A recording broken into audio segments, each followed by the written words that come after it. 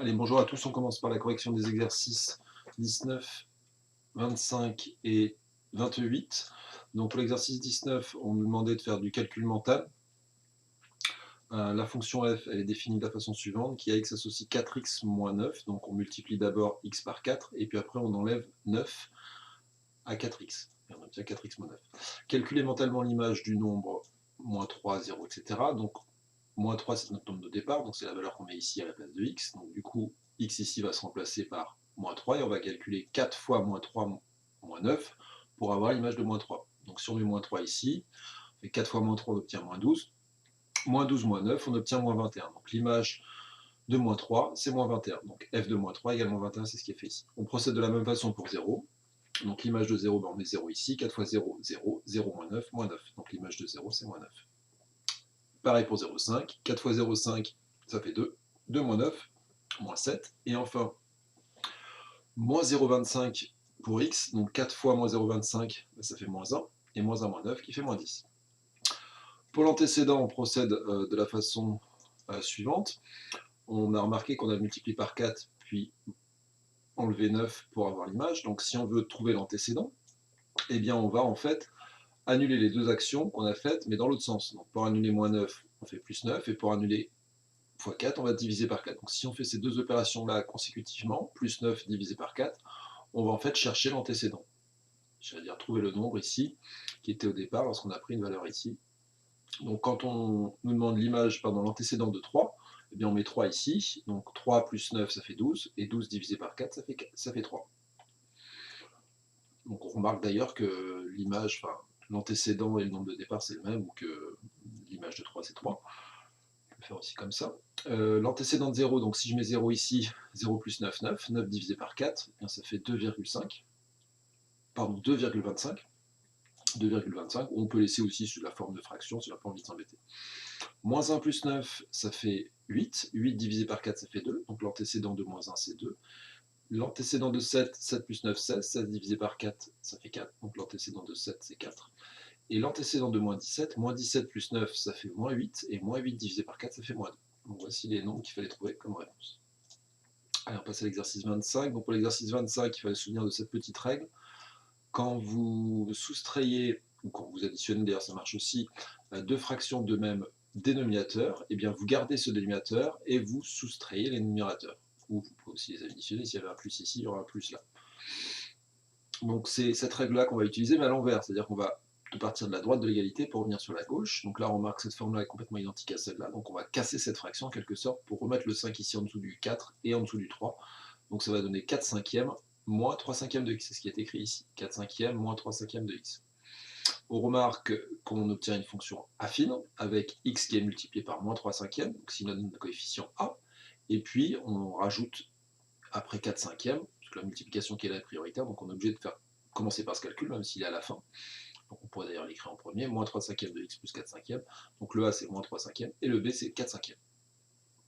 Allez, on passe à l'exercice 28. L'exercice 28, un site de stockage propose des tarifs de données, des tarifs pour du stockage virtuel.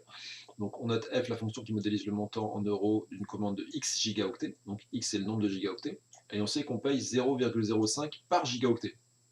Donc si on veut trouver l'expression f de x qui donne le prix en fonction de x de cette situation, eh bien, x étant le nombre de gigaoctets, on va multiplier x par 0,05, puisque chaque gigaoctet coûte 0,05, c'est-à-dire 5 centimes, et puis derrière on va rajouter les 5 euros de frais de dossier. Donc ça va donner x fois 0,05 plus 5, c'est ce qui est écrit ici, x fois 0,05, donc ça c'est le nombre de gigaoctets fois le prix du gigaoctet, plus les 5 euros de frais de dossier. Donc ça c'est notre expression. On reconnaît ici une fonction affine avec le coefficient qui est 0,05 et puis ce qu'on appelle l'ordonnée à l'origine, le b qui vaut 5. On nous demande de calculer l'image de 400. L'image de 400, bah, c'est un petit peu ce qu'on avait fait tout à l'heure en calcul mental, on remplace x par 400 et on calcule. Donc f de 400, bah, je multiplie 400 par 0,05 et je rajoute 5. 400 fois 0,05 ça fait 20, 20 plus 5 ça fait 25. Donc ça veut dire que pour 400 gigaoctets on va payer 25 euros. Alors 400 gigaoctets c'est énorme, hein. Enfin, ça fait un beau disque dur ceci dit. Oui, ça fait un beau disque dur. Alors, j'étais en train de calculer le prix d'un disque dur et je me demandais si ça valait le coup. Bon, pas très intéressant. Question C, c'est ça. Alors interpréter le résultat, bah, c'est la phrase que je viens de lire, pardon. Le montant d'une commande de 400 gigaoctets est de 25 €. Et le C, déterminer l'antécédent de 15 par la fonction f. Alors on procède un peu de la même façon. Alors là, ils résolvent une équation. Ils font un petit peu différemment de ce que je vous aurais fait moi. Je vais vous montrer une méthode un peu plus simple que ça, mais alors on va quand même lire ce qu'ils ont fait ici. En fait, ils cherchent à résoudre f de x égale à 15, puisque f de x c'est le prix, comment dire, x c'est le nombre de gigaoctets et f de x c'est le prix de ce nombre de gigaoctets. Et on sait que justement on cherche l'antécédent de 15, donc on cherche le x tel que f de x égale à 15. Or f de x, ça vaut ça. Donc on se retrouve avec l'équation 0,05 x plus 5 égale à 15. Et on résout cette équation. Donc ça, je ne sais pas si vous vous souvenez, vous avez fait ça normalement avec moi, et puis en quatrième aussi. On enlève 5 à gauche et à droite. Donc on se retrouve avec 15 moins 5 qui fait 10. Et puis après, on divise à gauche et à droite par 0,05 et on se retrouve avec 200. Ce qui veut dire qu'en fait, si on veut interpréter ce qu'on est en train de faire, c'est que avec 15 € de budget, on peut s'acheter un disque dur virtuel, un espace de stockage virtuel de 200 gigaoctets. Donc 15 €, c'est le montant d'une commande de 200 gigaoctets. Alors on peut le faire autrement. En fait, la fonction affine, elle multiplie par 0,05 et derrière, elle rajoute 5. Donc si vous cherchez l'antécédent, eh bien vous faites ces opérations-là à l'envers. Donc moins 0, moins 5 d'abord, et divisé par 0,05. Autrement dit, si vous prenez votre nombre là, 15, vous le mettez là, et vous lui appliquez ces deux opérations consécutivement, vous allez retomber sur 200.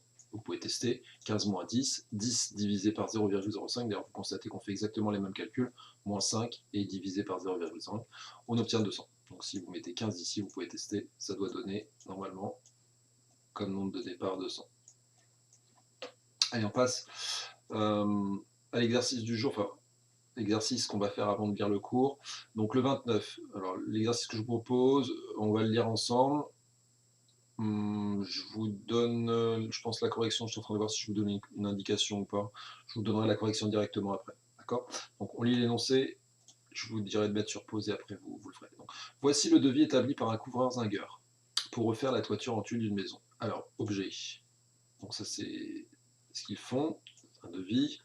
Pour l'échafaudage, ça coûte 900 €. Pour la pose de la toiture, chaque mètre carré coûte 40 €. 40 € par mètre carré, c'est ce que ça veut dire. Chaque mètre carré de toiture nous coûte 40 €. Alors, première question, exprimer le coût C de X pour refaire une toiture de X mètres carrés. Et deuxièmement, petit a déterminer C220, l'antécédent de 4500, et après, que signifient ces résultats pour la situation? Autrement dit, il faut interpréter ces deux choses-là en faisant une phrase par rapport à ce que fait le couvreur zingueur.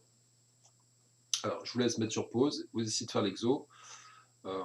Repérez aussi l'heure, ce serait bien d'essayer de travailler au moins 55 minutes là aujourd'hui, pour que vous ayez quand même un certain travail. Donc mettez sur pause, essayez de faire l'exo, on se retrouve tout à l'heure. Alors, pour cet exercice-là, c'était relativement simple.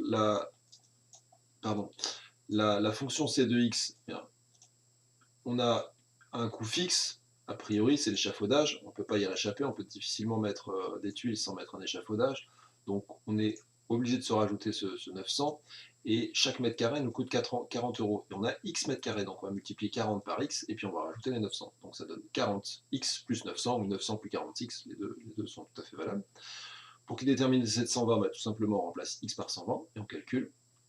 Donc 40 fois 120 plus 900, ça fait 5700 €.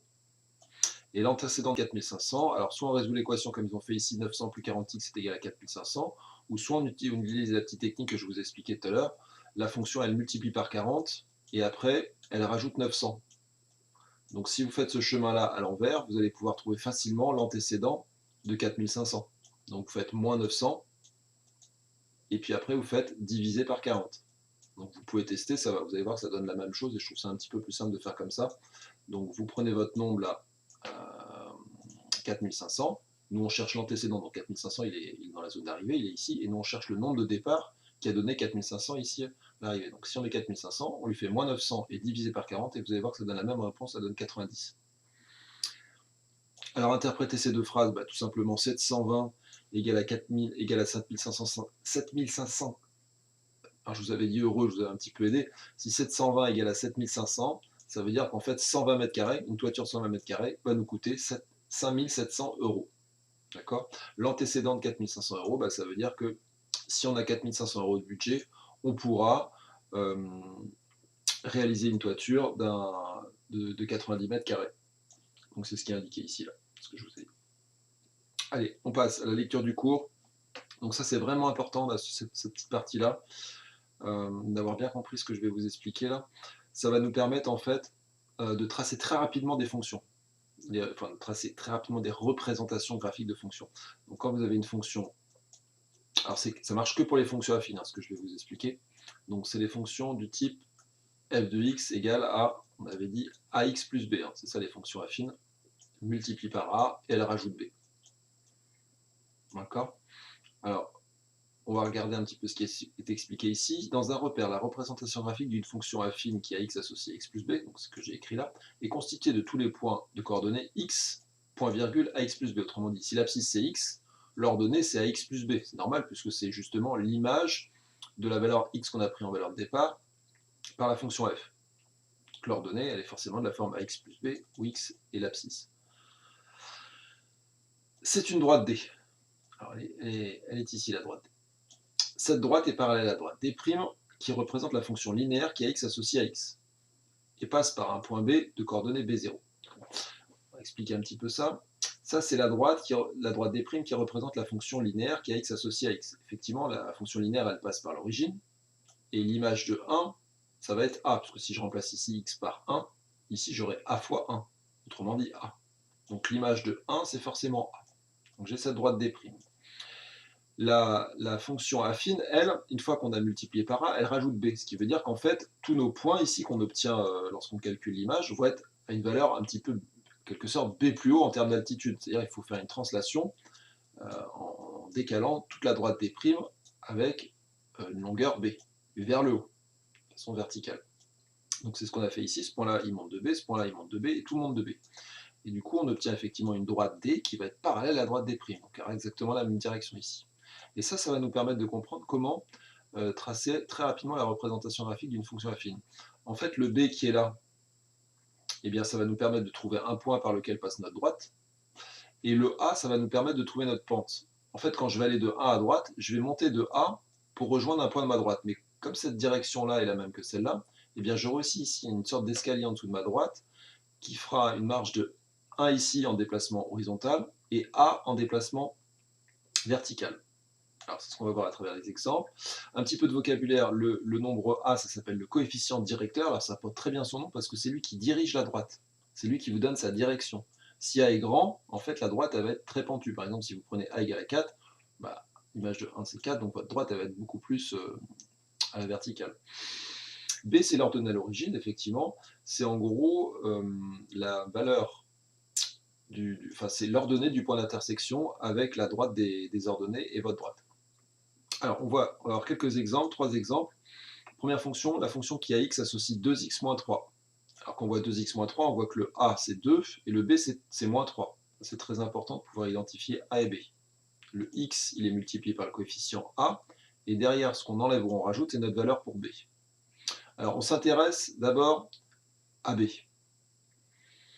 Si je veux tracer rapidement cette droite, qui représente cette fonction, eh bien, je place en fait moins 3 sur l'axe des ordonnées. Donc d'abord, je place le moins 3 sur l'axe des ordonnées. Je le repère, il est ici, moins 3. Donc déjà, j'ai un point. L'ordonnée à l'origine me donne un point par lequel passe ma droite. Donc c'est très pratique. Quand j'ai b égale à moins 3, je sais que ma droite, elle place par ce point de coordonnées 0, moins 3 qui est là. Une fois que j'ai obtenu ce point, alors là, il part de là, mais moi je vais repartir d'ici pour bien vous expliquer. Une fois que je sais que ça passe par ce point, le A nous donne la pente de la droite, c'est-à-dire de combien on monte lorsqu'on est allé de 1 à droite. Donc quand je vais de 1 à droite, regardez, je le fais ici en bleu, quand je vais de 1 à droite, pardon, je voulais le faire ici, quand je vais de 1 à droite, eh bien je monte de la valeur de A pour rejoindre un nouveau point de ma droite. Je répète doucement, quand je vais, alors je pars d'un point de ma droite, et quand je vais de 1 à droite, je monte du coefficient directeur pour rejoindre un nouveau point de ma droite. Donc je monte de 2. Donc je monte de 2. C'est ce que je vais faire en rouge. Je vais essayer de garder les mêmes couleurs. Je monte de 2. Et donc voici le nouveau point qui est à nouveau sur ma droite. Et là, j'ai mes 2 points, j'ai ce point-là, j'ai ce point-là. Donc je peux tracer ma droite, puisque 2 points suffisent pour tracer une droite. Et puis je peux continuer si je veux, mais ça, je ne suis pas obligé de le faire. Quand je refais à nouveau le chemin à droite, et ben, je vais remonter de 2, et je vais retrouver un nouveau point de ma droite. Puis je peux continuer, c'est-à-dire qu'il y a une sorte de petit escalier en dessous de ma droite, où il y a des marches de 1. Alors les marches, elles seront toujours de 1 ici. Le pas de la marche, si vous voulez, là où vous mettez votre pied, ce sera toujours 1, mais la hauteur de la marche, ce sera la valeur du coefficient directeur. C'est ça qu'il faut avoir bien compris. Je répète, le pas de la marche, c'est toujours 1. Là où vous posez votre pied, ça fait toujours 1. Mais vous montez de la valeur du coefficient directeur. Alors si vous avez envie d'aller 2 à droite, ça veut dire que votre pas il sera 2 fois plus grand, c'est-à-dire 2 fois plus grand que le coefficient directeur. Alors ça peut être pratique quand vous avez des fractions, par exemple quand vous avez un tiers, ça peut être pas mal d'aller 3 à droite et puis du coup de monter de 3 fois 1, c'est-à-dire seulement de 1. Bon. Deuxième exemple, a égale à 0. Alors la fonction, pardon, oui, ça c'est l'exemple avec a égale 0. La fonction c'est qu'il y a x associe 4.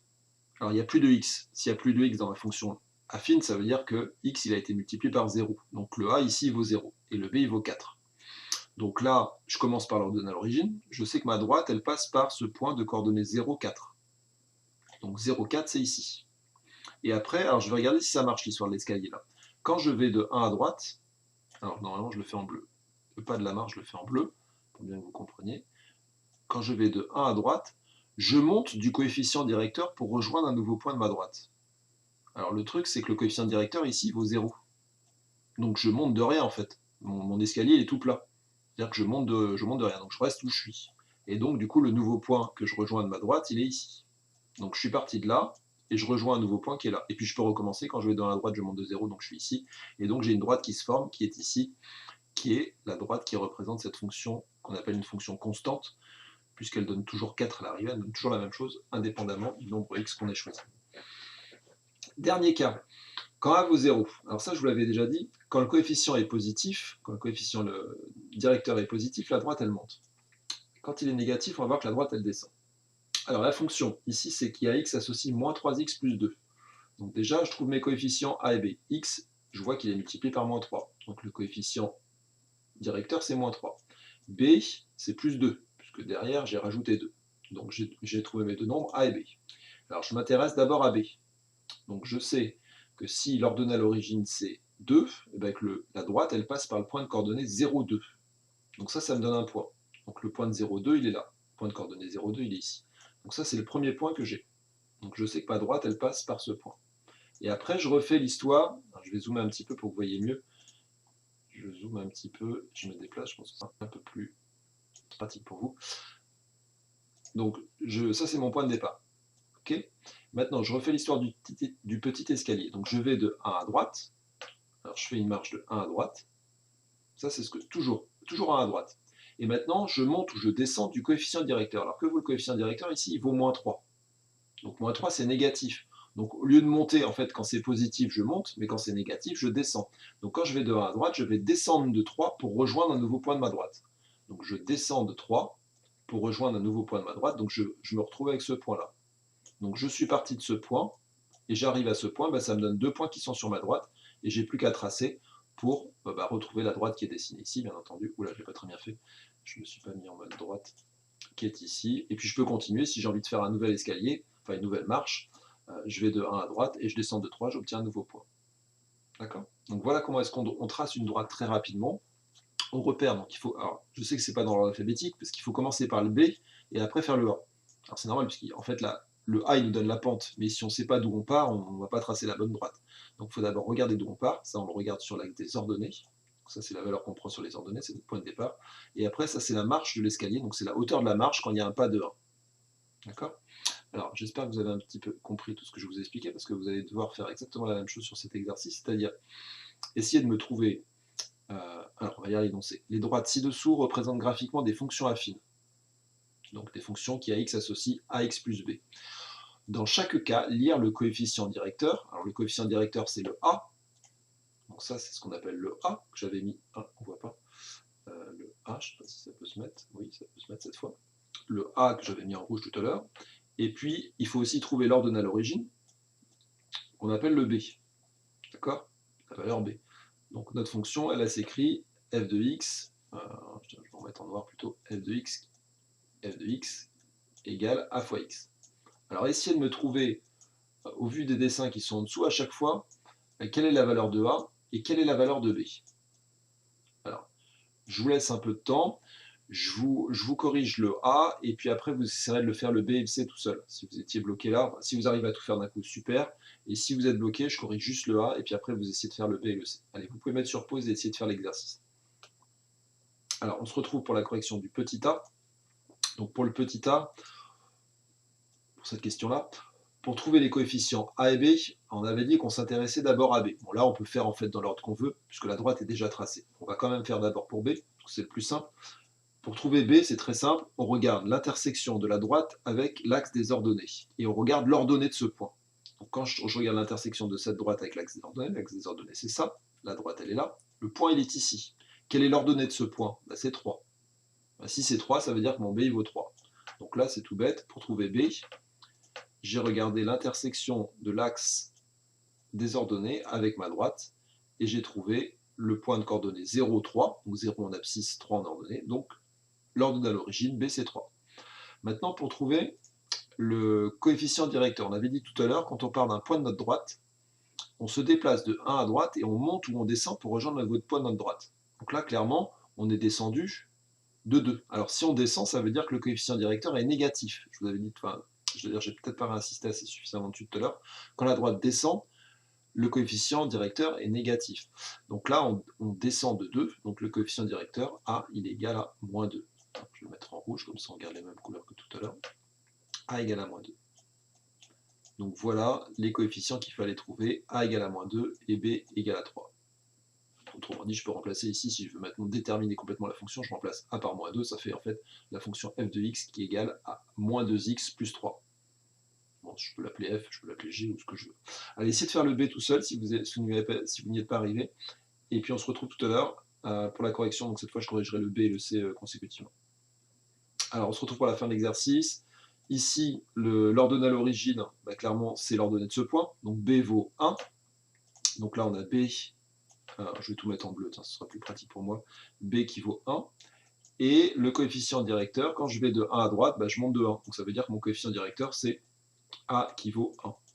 Donc la fonction, si je devais l'écrire, ce serait 1x plus b, autrement dit, 1x plus 1, autrement dit x plus 1. Pour le dernier, l'ordonnée à l'origine c'est moins 2, puisque l'intersection de ma droite avec l'axe des ordonnées constituée de ce point-là, et ce point-là, son ordonnée c'est moins 2. Donc l'ordonnée à l'origine c'est moins 2, donc b il vaut moins 2. Et quel est le coefficient directeur? Eh bien je regarde la pente de ma droite, autrement dit quand je vais de 1 à droite, je monte ou je descends de combien pour rejoindre le nouveau point de ma droite? Ici je monte de 3. Donc ça veut dire que mon coefficient directeur, c'est-à-dire la valeur de A, est égal à 3. Donc je me retrouve avec A égale à 3 et B égale à 2. Autrement dit, la fonction, elle s'écrit f de x est égal à 3x moins 2. Alors, là je l'ai appelé f, mais si vous avez envie de changer la lettre, pas de souci. Voilà, j'espère que vous avez un petit peu compris ça. Alors on va le revoir à travers un autre exercice, l'exercice 39. Alors si vous n'avez pas bien compris, n'hésitez pas à remettre en arrière la vidéo, à revenir, à revoir l'explication. Je pense que ce sera très formateur pour vous. Pour l'exercice 39, c'est l'exercice inverse. C'est-à-dire que cette fois, on vous donne la fonction et il faut essayer de la tracer. Tout à l'heure, elle était tracée, il fallait retrouver A et B, autrement dit quasiment la déterminer. Là, on vous la donne et il faut être capable de la tracer rapidement. Alors, je vous laisse faire cet exercice. Donc, on doit représenter, donc bien entendu, vous allez devoir tracer deux axes, un axe des ordonnées, un axe des abscisses, qui sont perpendiculaires. Vous choisissez une graduation comme unité, et puis vous essayez de me tracer ces deux fonctions qui seront peut-être, on va les tracer dans deux repères différents, parce que sinon ça va être un peu le bazar. Allez, je vous laisse mettre sur pause, vous essayez de me tracer deux beaux repères, et puis vous me tracez ces fonctions en repérant bien le A et le B. Alors, on va corriger d'abord le petit a.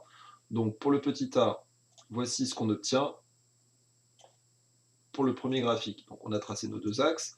On repère d'ailleurs, on avait dit tout à l'heure, d'abord l'ordonnée à l'origine. Donc, on se sert d'abord de ce plus 4. Ça veut dire que B vaut 4. Donc, je trouve le B en le plaçant ici sur l'axe des ordonnées. D'accord? B, c'est l'ordonnée de ce point, donc je le place. Ça me donne un point de ma droite. Et après, je me sers du A pour trouver un nouveau point de ma droite. Alors le A, c'est par quoi est multiplié x? X ici, il est multiplié par moins 1, puisqu'il y a un moins devant. Donc ça veut dire que mon A, il vaut moins 1. Alors je vais peut-être l'écrire, ça pourra quand même vous aider. A vaut moins 1, et B vaut 4. Pardon, B, je mets un point virgule, B vaut 4.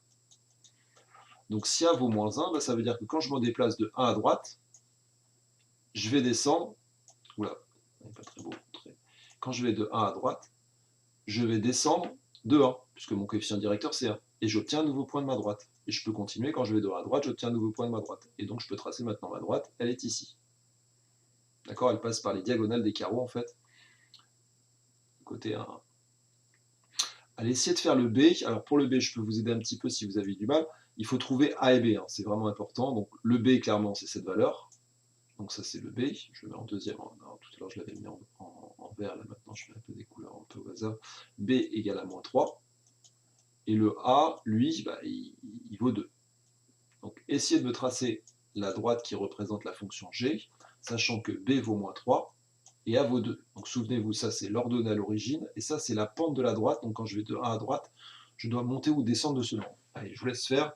On se retrouve tout à l'heure pour la correction. Vous pouvez mettre sur pause. Alors, voici la correction du suivant. Donc ici, B vaut moins 3. Donc je me place ici sur ce point-là, puisque ça c'est l'ordonnée à l'origine. Donc c'est mon point de départ en quelque sorte. Je pars de moins 3. Et puis après, le coefficient directeur c'est 2. Donc quand je vais les de 1 à droite, je vais monter de 2 pour rejoindre un nouveau point de ma droite. Donc là, je monte de 2 et j'ai un nouveau point de ma droite. Donc j'étais parti d'ici et j'arrive ici, donc j'ai bien 2 points qui me suffisent pour tracer ma droite. Puis si j'ai envie de continuer à chaque fois, pour bien, parce que des fois, ces points sont un petit peu proches, et puis après, la droite, elle a une mauvaise direction, donc on pense bien à vérifier qu'à chaque fois, on a bien un petit escalier de 1 à droite, je monte de 2, 1 à droite, je monte de 2, 1 à droite, je monte de 2. Et à la rigueur, on prend 2 points qui sont un petit peu éloignés, par exemple ce point-là et ce point-là, pour bien tracer la droite. Parce que quand vous tracez une droite avec 2 points qui sont très proches, souvent vous faites des choses pas précises. Donc n'hésitez pas à placer un autre point derrière, en suivant votre même escalier, toujours de 1 à droite, je monte de 2. Donc voilà pour le petit B, donc j'espère que vous avez compris ces deux exos, là c'était vraiment le but de la séance d'aujourd'hui, là ces deux exos, vous avez une droite, être capable de déterminer la fonction, et je vous donne une fonction, être capable de tracer rapidement la droite qui représente cette fonction. Déjà si vous avez compris ça, c'est pas mal, sinon essayez de remettre un petit peu en arrière la vidéo pour refaire ces exemples. Alors on continue avec l'exercice 37 qui est un petit peu plus simple. Donc ce graphique représente la fonction G qui a une consommation de X mètres cubes associe le montant de la facture en euros, abonnement inclus. Alors on regarde ça, ici on a le volume d'eau, plus on achète, enfin plus on consomme d'eau, plus on paye, c'est assez normal, ça monte. Première question, lire jet 0. Deuxième question, oui, lire l'antécédent de 350. Petit b, interpréter ses résultats pour la situation. Alors je vous laisse essayer de faire ça, vous pouvez mettre sur pause. Donc pour le 37, pas de difficulté. L'image de 0, c'est 50. L'antécédent de 350, donc ça j'espère tout le monde sait faire, on trace une droite comme ça et on regarde la valeur ici, c'est 120. Et interpréter ces résultats, c'est faire une phrase qui correspond à ma situation avec ma consommation d'eau et mon abonnement. Donc là, qu'est-ce qu'on peut dire?